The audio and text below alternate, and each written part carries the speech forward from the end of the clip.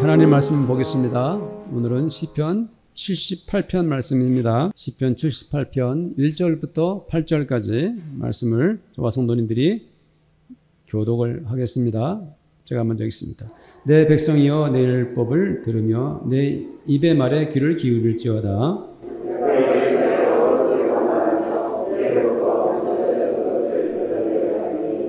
이는 우리가 들어서 아는 바요 우리 조상들이 우리에게 전한 바라.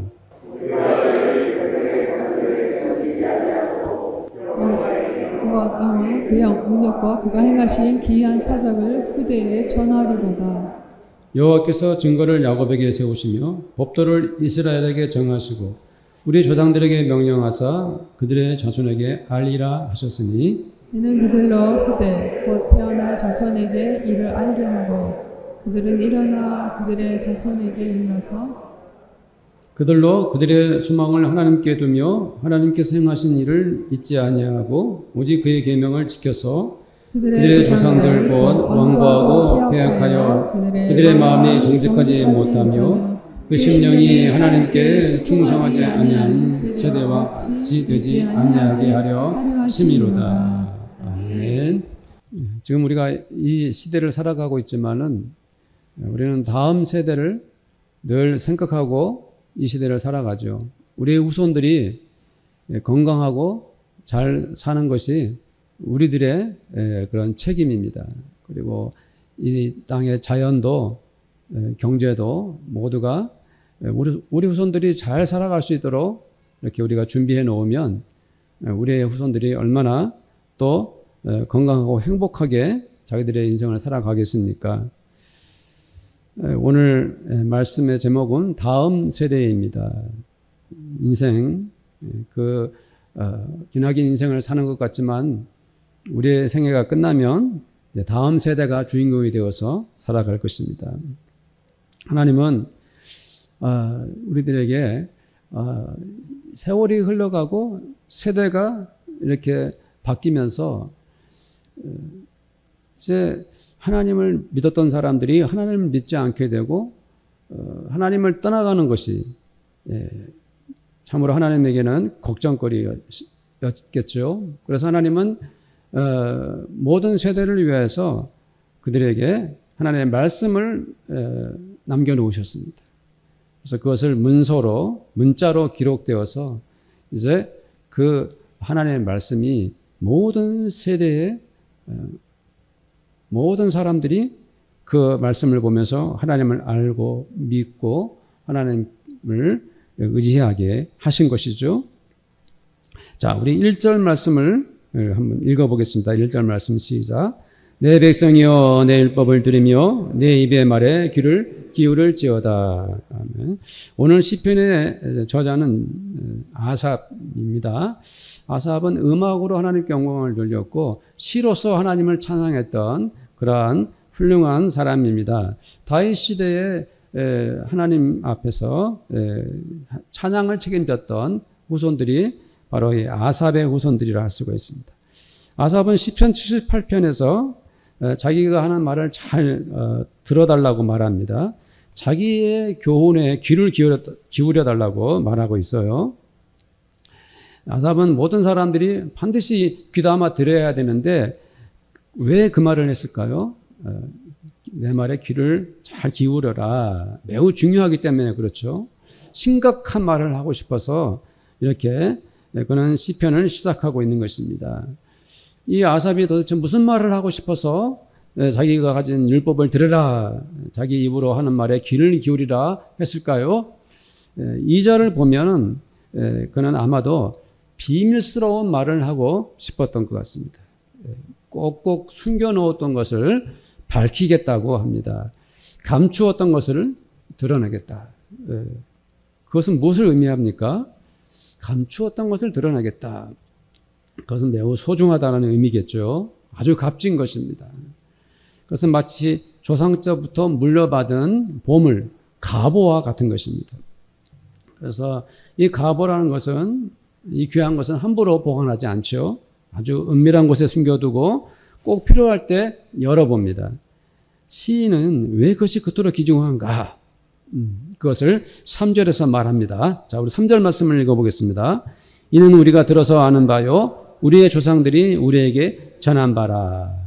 이 말의 의미가 뭐냐면은 그것은 입에서 입으로 전해진 것이라 라고 말하는 것이에요. 자기들의 조상들이 옛날부터 입으로 전해와서 그것이 이제 우리가 모두가 알고 있는 것이다 라고 말하고 있죠. 그래서 그 말씀에 의해서 4절 말씀이 중요합니다. 4절 말씀 읽어봅니다. 우리가 이를 그들의 자손에게 숨기지 아니하고 여호와의 영예와 그의 능력과 그가 행하신 기이한 사적을 후대에 전하리로다. 아멘. 자, 4절에서 첫 번째 나오는 말이 여호와의 영예입니다. 어려운 번역이죠. 여호와의 영예. 다른 말로 하면 하나님의 영광입니다. 사랑하는 성도님들, 하나님이 왜 영광스럽죠? 하나님이 영광스럽지 않습니까? 하나님은 무한한 과거로부터, 즉 태초에서부터 지금까지도 그리고 앞으로도 영원히 살아계신 분이십니다. 그래서 하나님은 영광스러운 분이시죠. 그래서 성경은 그것을 가리켜서 스스로 있는 자라 하나님을 그렇게 번역했습니다. 그러나 하나님이 영광스럽다는 것은 스스로 계시고 태초부터 지금까지 영원히 계시다는 것, 그것만 가지고는 표현하기에 충분하지 않습니다. 하나님이 영광스러운 이유는 바로 그분이 또한 창조주이시기 때문에 하나님이 영광스러운 것이에요. 하나님께서는 이 세상 만물을 만드신 분이십니다. 그가 하나님이 창조주이신 것만큼 더 영광스러운 일이 또 어디에 있겠습니까? 그렇죠? 하나님은 모든 생물들과 인간이 살고 죽는 것을 주관하시는 분이세요. 하나님은 친히 만들어내는 이 자연을 지금도 다스리시고 계십니다. 이 세상 존재하는 모든 것들이 살아 숨쉬도록 지금도 공기와 물, 온도, 흙으로 보살피고 계시는 것이지요. 아삽이 왜 이런 말을 하고 있을까요? 이유는 바로 거기에 초점이 맞춰져 있는 것입니다. 바로 무엇 때문에요? 우리 자손들에게 하나님이 창조주이시라는 것을 숨기지 말고 말해야 된다. 그 말을 하고 있어요. 시인은 하나님의 능력을 말합니다.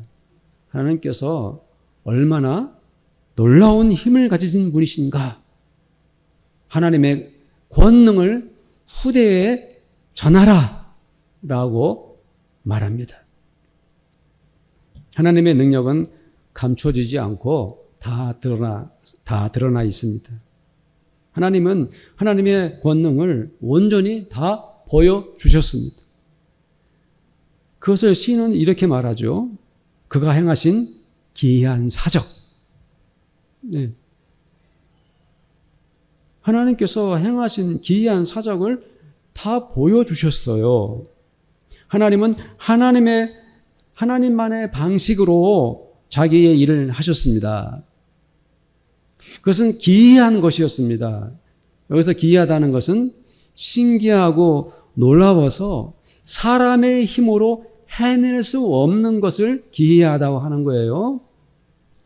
그 첫 번째 신비한 능력이 무엇입니까? 하나님께서 말씀으로 세상을 창조하신 것입니다. 하나님은 입에서 나오는 말씀 한마디 한마디를 하실 때마다 모든 동물들, 그 많은 나무들, 꽃들과 곤충과 벌레와 바다와 물고기, 온 세상이 다 드러났습니다. 아무것도 없는 이 지구라는 별에 모든 것들이 살아 움직이고 또 커가도록 하나님은 그 권능으로 날것의 피조물들을 처음으로 이 세상에 만들어 내셨습니다. 그것이 바로 하나님께서 행하신 기이한 사적이에요. 뿐만 아닙니다. 하나님은 이스라엘 사람들을 애굽, 즉 이집트에서 구해내실 때에도 기이한 능력을 행하셨습니다. 10가지 재앙을 애굽에 내려서 이스라엘 백성들이 그것을 탈출하도록 하셨습니다. 홍해바다가 그들의 앞을 가로막았지만 하나님은 그 넓고 깊은 바다를 마치 땅을 건너가는 것처럼 이스라엘 사람들을 지나가게 하셨습니다. 그들이 광야 모래바람 맞으면서 고난의 행군을 할 때에는 밤에는 불기둥으로 낮에는 구름 기둥으로 이끌어 주셨습니다. 그 사막에서 목이 말라 지치면 바위에서 샘물을 나게 하셨습니다. 그분이 하나님이십니다. 농사를 짓지 못하고 가축을 기를 수 없어서 광야에서 그들이 배고파 힘들어할 때 하나님은 하늘에서 만나와 메추라기를 보내주셨습니다. 하나님의 기이한 능력이 한도 끝도 없죠. 그 후로도 하나님은 이스라엘 사람들에게 살아가는 그 수천 년 역사 가운데서 하나님의 권능과 능력과 기적의 힘을 보여주셨습니다. 이것을 아삽이 찬양으로 노래하고 있는 거예요.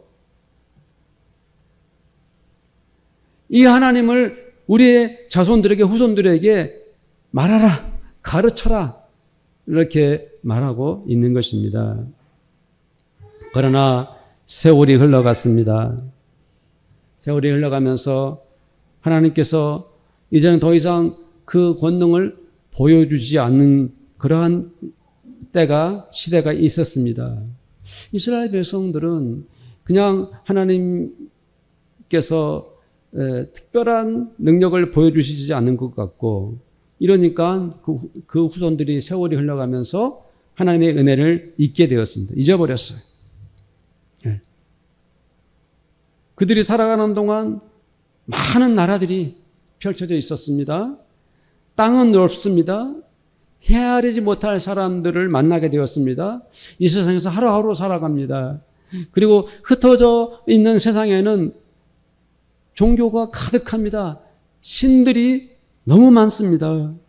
이제는 하나님의 나라 백성들도 그리고 그 후손들까지도 하나님을 망각하고 살아갑니다. 구태여 하나님을 믿지 않아도 부족할 것이 없을 만큼 사람들은 풍요롭게 살아갑니다. 이제는 충분하고 넉넉한데 왜 우리가 구태여 하나님을 믿어야 하는가 하고 얼마든지 다른 신들을 섬기게 되었습니다. 이스라엘의 후손들이 오히려 앞장서서 신앙의 자유를 외치는 시대가 되었습니다. 아삽의 눈에는 하나님의 사람들, 이스라엘 사람들이 너무 멀리 가고 말았습니다. 창조주 하나님을 믿고 의지했던 조상을 둔 후손들이 이제는 하나님과 상관없는 인생을 살아가고 있습니다. 시인은 이제라도 감추지 말고 숨기지 않고 드러내놓고 모두가 그 후손들에게 하나님의 영광을 전해야 한다라고 외치고 있는 것입니다. 나의 자식들에게, 우리의 다음 세대들에게 하나님이 창조주이신 것을, 그가 얼마나 놀라운 일을 행하셨는가를 말해야 한다라고 호소합니다. 하나님께서 그것은 이미 여러 번 강조하신 바입니다. 그 중에서 우리 출애굽기 10장 2절 말씀만 한번 읽어봅시다. 시작. 내가 애굽에서 행한 일들, 곧 내가 그들 가운데서 행한 표징을 내 아들과 내 자손의 귀에 전하기 위함이라. 너희는 내가 여호와인 줄 알리라. 아멘. 하나님께서 행하신 일들을 네 아들과 네 자손에게 그 귀에 전하거라 하는 하나님의 말씀을 우리는 알고 있지 않습니까? 자, 오늘 본문 5절 말씀을 보겠습니다. 읽겠습니다. 시작. 여호와께서 증거를 야곱에게 세우시며 법도를 이스라엘에게 정하시고 우리 조상들에게 명령하사 그들의 자손에게 알리라 하셨으니. 아멘.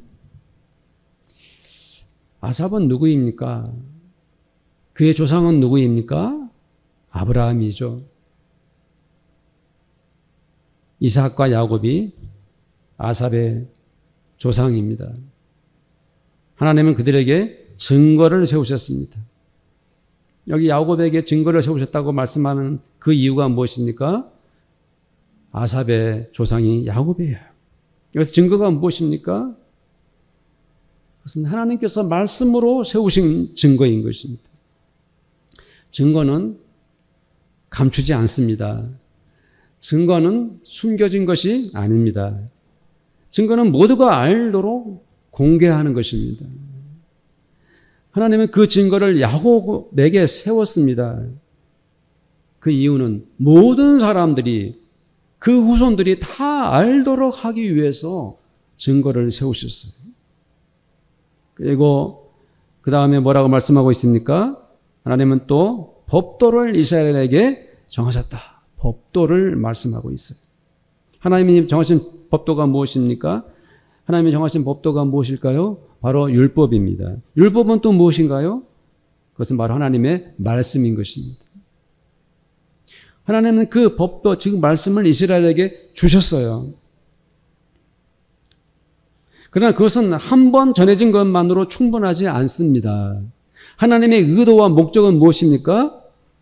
그 말씀을 받은 사람들은 그 말씀을 자기가 받는 것만으로 만족하지 말고 그것을 자기 후손들에게 전해야 한다라고 말씀하고 있어요. 법도를 이스라엘에게 정하시고 우리 조상들에게 명령하사 그들의 자손들에게 뭐하라 하셨으니? 알리라 하셨으니. 신명기 4장 9절 말씀을 함께 읽겠습니다. 오직 너는 스스로 상고하며 내 마음을 힘써 지키라. 그래야 내가 눈으로 보는 그 일을 잊어버리지 말라.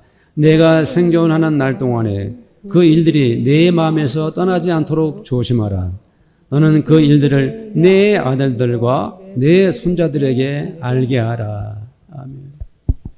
내가 믿는 하나님, 내가 경험한 하나님, 내가 일생 동안 체험한 그 하나님을 나 혼자 믿는 것으로 충분하게 여기지 말고 내 아들들과 내 손자들에게 알게 하라. 왜 우리들은 하나님의 말씀을 후손들에게 전해야 됩니까? 그 이유가 무엇입니까? 6절, 7절 말씀에 그 이유가 나와 있어요. 읽겠습니다.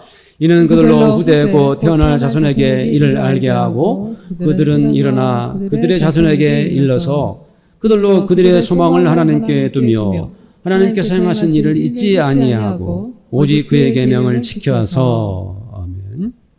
첫 번째 이유가 무엇입니까? 그들의 소망을 하나님께 두기 위한 것입니다. 성도님들, 우리의 소망을 하나님께 둔다는 것이 무슨 의미가 있습니까? 어떤 뜻일까요? 아니면 질문을 이렇게 다르게 바꿔서 해보겠습니다. 성도님들이 요즘 꾸는 꿈은 무엇입니까요? 성도님들은 어떤 미래를 계획하고 있습니까? 그렇습니다. 우리들은 각자가 어떤 인생을 살아갈지 앞날을 설계하고 있을 것입니다. 그러나 우리가 먼저 생각할 것은 우리 인생 계획을 하는 데 있어서 나는 누구인가? 나는 어떤 사람들인가? 그리고 우리가 믿는 하나님은 어떤 하나님이신가? 하는 것부터 생각해야 하는 것입니다. 대학에 들어가고 공부하는 학생들, 특별히 석사 과정이나 박사 과정을 밟는 학생들은 지도 교수와의 관계가 매우 중요합니다. 그들이 무엇을 연구하고 어떻게 자기 전공을 극대화시켜서 자기들의 갈 길을 가야 할지 교수와 긴밀한 관계를 맺고 또한 많은 지도를 받게 되는 것이죠. 우리들도 마찬가지입니다. 우리 성도들의 인생길은 각자가 계획하고 또 준비를 잘해서 나갈 것입니다. 그러나 그 길을 이끌고 가시는 분은 바로 하나님이시어야 하는 거죠. 잠언서 16장 9절 말씀을 함께 읽어봅니다. 시작. 사람이 마음으로 자기의 길을 계획할지라도 그의 걸음을 인도하시는 이는 여호와시니라. 아멘. 그러나 더 중요한 문제가 하나 남아 있습니다. 과연 나의 후손들은 그들의 꿈속에는 하나님이 계시는가 하는 것입니다. 나의 자녀들이나 그리고 자녀들의 후손에 이르기까지 그들이 살아갈 인생 속에 하나님은 어떠한 분으로 자리 잡고 계실까요? 우리가 살아갈 미래에 그리고 우리 후손들이 살아가야 할 앞날에 하나님이 소망이 되고 하나님이 그들의 꿈이 되는 것, 이것이 왜 중요합니까? 하나님은 어떤 하나님이십니까? 하나님은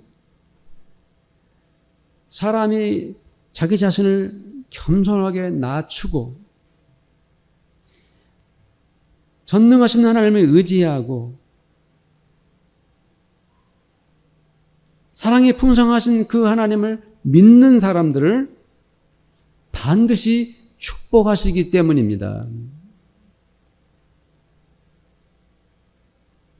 그래서 우리의 인생 계획 속에 하나님이 꼭 계셔야 하는 것입니다. 그 대표적 사람이 바로 아브라함이 아닙니까? 그가 자기 고향을 떠나 새로운 땅으로 가야 할 때 갈 바를 모르고 있었을 때 그는 하나님만을 믿었습니다. 그는 하나님만을 의지하며 하나님의 말씀에 순종하며 하나님께 소망을 두고 그 인생길을 한 걸음 한 걸음 옮겼습니다. 우리가 사랑하는 에녹은 하나님과 동행하며 살다가 죽지도 않고 하나님 나라로 이끌려간 사람이었습니다. 그가 살아있는 그 인생길에서 그의 소망은 오직 하나님이셨던 것입니다. 아마도 이 사람만큼 평생토록 고생과 환난이 끊이지 않았던 사람도 없었을 것입니다. 그는 형제들에게 버림을 받고 노예로 팔려가며 억울한 옥세를 하면서도 마지막까지도 하나님께 소망을 둔 사람이었습니다. 하나님께 비전을 품은 이 요셉처럼 마침내 하나님은 하나님의 사랑과 은혜를 누리게 하시는 것입니다. 하나님께 소망을 두어야 하는 것입니다. 왜 우리들은 나의 자녀들과 후손들에게 하나님께 소망을 두라고 가르쳐야 합니까? 그것은 바로 하나님께 소망을 두는 사람은 온전히 하나님을 믿는 하나님의 자녀들이기 때문입니다. 하나님께 소망을 두는 이유는 하나님의 사람으로서 하나님의 영광을 위하여 너의 인생을 살아라라고 우리가 그 인생을 올바로 살기 위해서 우리 자녀 후손들에게 하나님께 소망을 두라라고 가르쳐야 하는 것입니다. 그러므로 하나님께 소망을 품은 사람은 늘 하나님께 간구하고 기도하며 나갑니다. 창조주와 전능하신 하나님, 기이한 일을 행하시는 그 하나님께 소망을 두고 살아가는 것이죠. 하나님은 우리 인생을 다 알고 계시고 나를 다 알고 계십니다.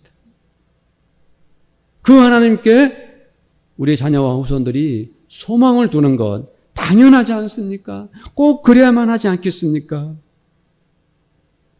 우리들의 다음 세대가 오직 하나님만을 믿으며 그들의 인생을 하나님께 소망을 두며 살아간다면 이보다 더 복되고 거룩한 일이 또 어디에 있겠습니까? 저는 우리 교회 성도님들이 자녀들과 후손들에게 이 복음을 가르치기를 바랍니다. 하나님께 소망을 두는 자녀 후손들이 되기를 바랍니다. 두 번째로 하나님께서 행하신 일을 잊지 아니하도록 후손들에게 가르쳐야 됩니다.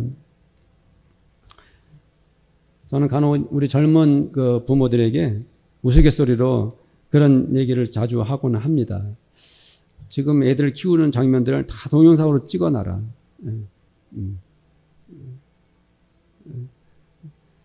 그래서 나중에 커가지고 말 안 듣고 말썽 피우면 동영상 다 보여줘라. 내가 얼마나 너를 사랑했고 내가 너를 위해서 얼마나 이런 즐거운 날을 보냈는지 아느냐 보여주면 아이들이 말썽을 피우던 아이들이 꼬리를 내리고 잘못했습니다라고 할 것 아닙니까? 자식들은 가르쳐 주지 않으면 모르지요. 이스라엘 사람들이 꼭 그랬던 것입니다. 하나님께서 사랑과 은혜를 베풀어 주시면 그때는 하나님 의지하고 하나님과 관계가 좋아져요. 그러나 시간이 흐르면 또 하나님을 원망하고 불신앙적인 태도를 보였습니다. 하나님께서 얼마나 큰 일을 행하셨는지 잊고 살죠. 안타까운 그러한 불신앙적인 그러한 모습들을 반복적으로 보여주었죠. 10절 11절 말씀 함께 읽어보겠습니다. 시작. 그들이 하나님 언약을 지키지 아니하고 그의 율법을 준행을 거절하며 여호와께서 행하신 것과 그들에게 보이신 그의 기이한 일을 잊었도다. 율법 지키는 것도 거절하고 하나님이 행하신 일들을 다 잊어버렸어요. 우리가 인생을 살다가 잊지 말고 꼭 간직해야 할 것들이 많죠. 아주 오래된 기억이라도 자꾸 생각하면 생각할수록 우리에게 행복을 주는 것들이라면 그거 잊어버리면 안 됩니다. 우리에게 유익하죠. 지금 우리의 삶을 더욱 풍요롭게 해줍니다. 아주 오랜 아주 어렸을 때 기억도 다시 한번 떠올려 보십시오. 어릴 때 함께 뛰놀던 고향이나 골목길 그리고 구쟁이 친구들 깨벗고 개울가에서 놀던 친구들 생각해 보십시오. 그 추억들은 우리의 마음을 기쁘게 하죠. 우리 태윤이 꽃밭에서 한번 반주 좀 해주세요. 여기 피아노 위에 있죠. 네. 우리 꽃밭에서 1절만 한번 불러봤으면 좋겠어요. 동요 아시죠? 꽃밭에서. 제가 노래를 잘하면 그냥 반주 없이 부를 텐데. 여기 악보도 다 나오네요. 피었습니다만 쳐주세요. 나팔꽃도 어울리게 피었습니다만 쳐주세요. 그럼 다시 처음부터 합시다.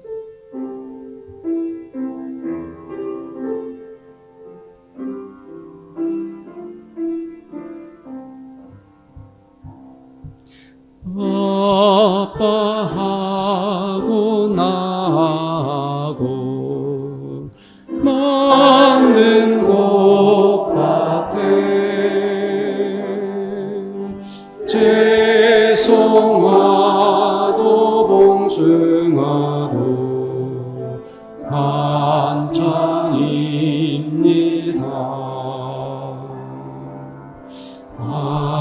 아빠가 내어놓은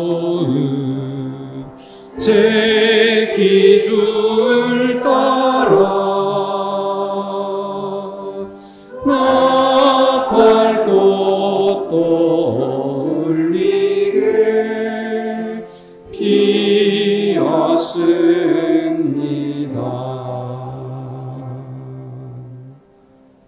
네, 감사합니다. 권태훈.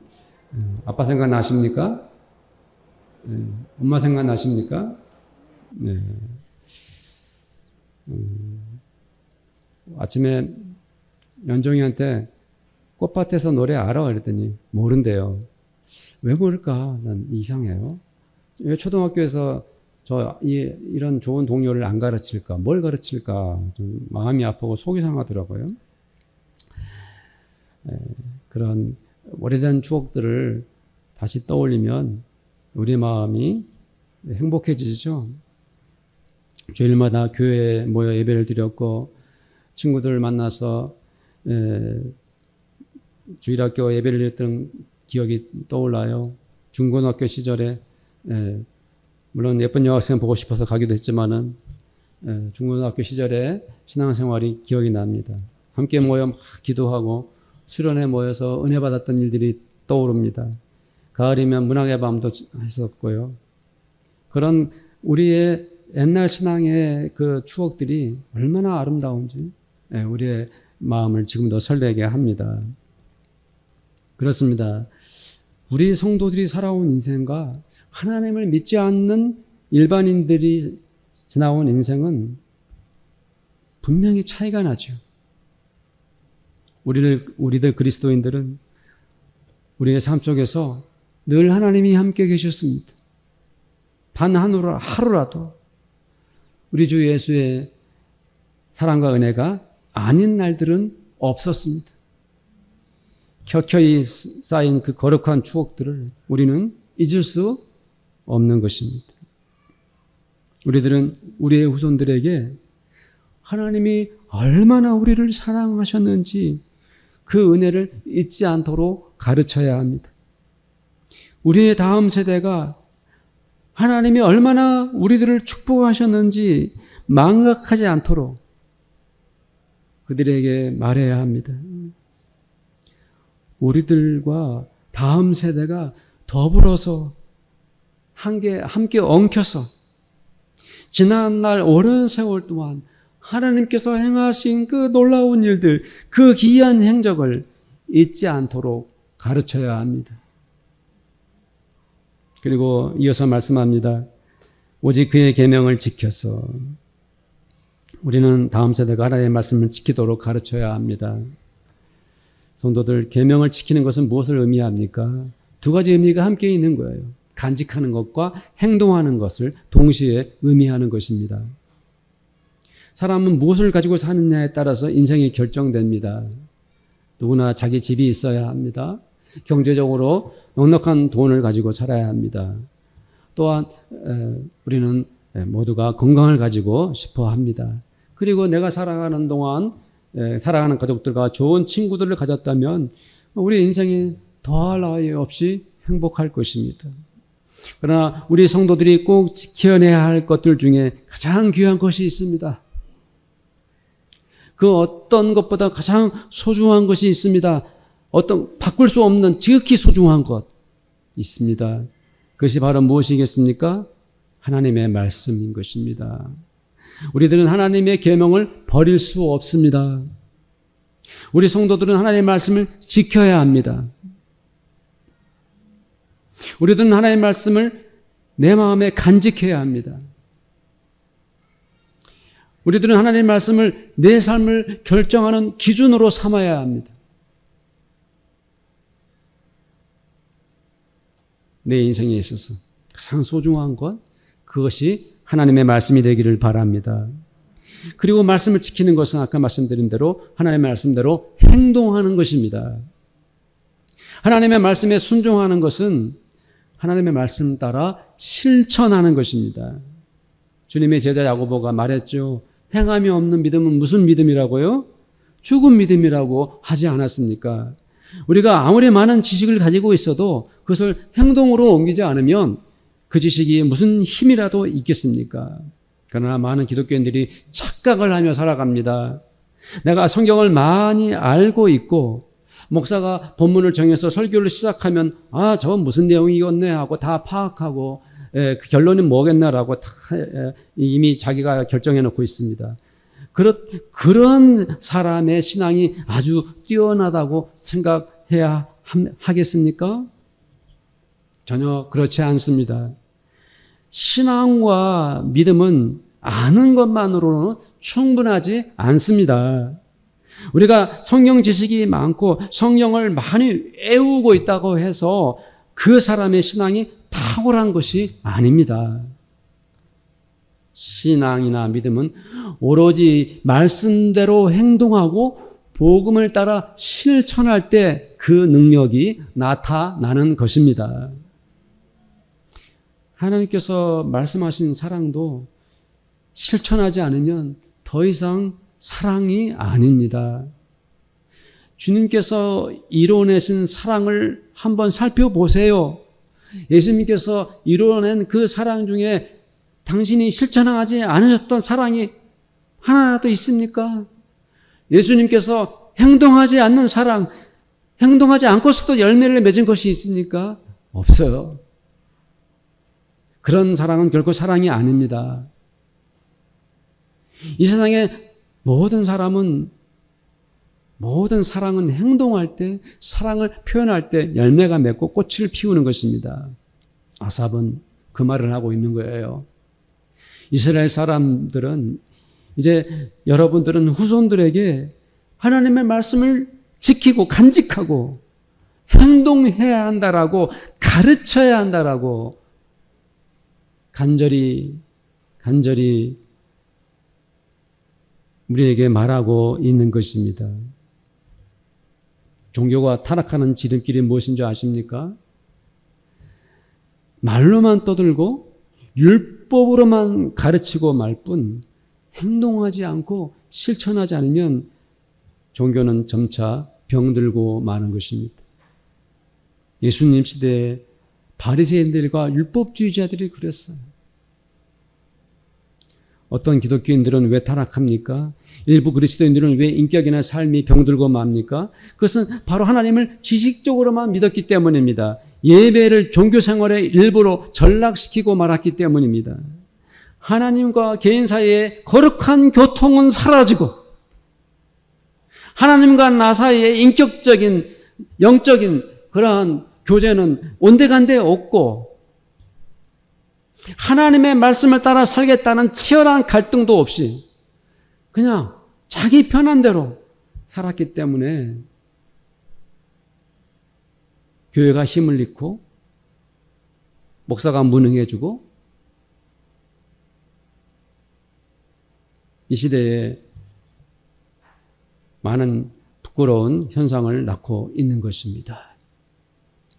우리들은 우리부터가 말씀을 지키고 말씀대로 살아가려고 최선을 다할 뿐 아니라 그대로 우리 후손들에게 말씀을 지켜야 된다고 예수 그리스도의 복음대로 살아야 된다라고 가르치는 그러한 은혜가 있기를 축복합니다.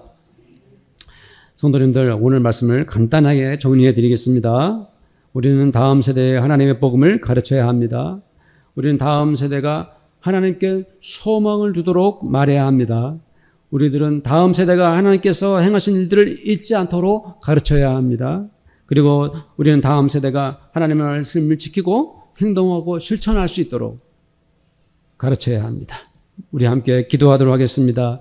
우리부터가 그리고 다음 세대가 더불어서 하나님께 나갈 수 있도록 우리 함께 오늘 말씀을 생각하면서 기도하겠습니다. 하나님 아버지, 저희를 불쌍히 여기시고 긍휼히 여겨 주시옵소서. 하나님, 오래전부터 우리의 신앙의 조상들이 우리에게 아버지 전해준 하나님의 말씀들, 하나님의 복음들, 주 예수의 아버지 하나님의 복음이 우리에게 살아 숨쉬고 있습니다. 주님, 참으로 하나님이 얼마나 놀라운 기이한 능력을 행하셨는지 창조주와 전능하신 하나님의 사적을 우리는 다 알고 있습니다. 그럼에도 불구하고 우리들은 우리의 자손들에게 다음 세대에 복음을 전하지 못하고 하나님의 말씀을 전수하지 못하는 안타까운 아버지의 오늘 삶을 살아가고 있습니다. 하나님 아버지, 참으로 조상들에게 주셨던 그 말씀, 우리에게 주셨던 거룩한 하나님의 아버지 은혜를 우리 자손들에게, 우리 다음 세대에게 전하기를 원합니다. 하나님 아버지, 불쌍히 여겨주시옵소서. 하나님께 소망을 두고 하나님이 행하신 일을 잊지 않고 그의 계명을 지키고 살아가는 우리의 다음 세대가 될 수 있도록 주님, 우리를 긍휼히 여기시고 우리 후손들과 자손들을 불쌍히 여겨주시옵소서. 하나님 없는 세상, 하나님을 떠나버린 인생, 무슨 의미가 있겠사옵나이까. 오 주님, 우리 모두가 다음 세대를 위하여 눈물로 기도하고 그들을 위하여 헌신하고 그들을 위하여 희생할 수 있는 우리들 세대가 되기를 간절히 원합니다. 은혜를 베풀어 주옵소서.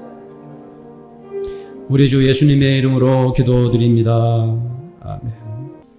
지금은 우리 주님 예수 그리스도의 은혜와 하나님 아버지의 사랑하심과 성령님의 교제하심이 오늘 함께 예배드리는 사랑하는 주의 모든 자녀들 머리 위에, 그들의 가정 가운데 땀으로 열심히 일하는 그들의 일터와 그리고 우리 교회 위에 지금부터 영원토록 함께 있을지어다.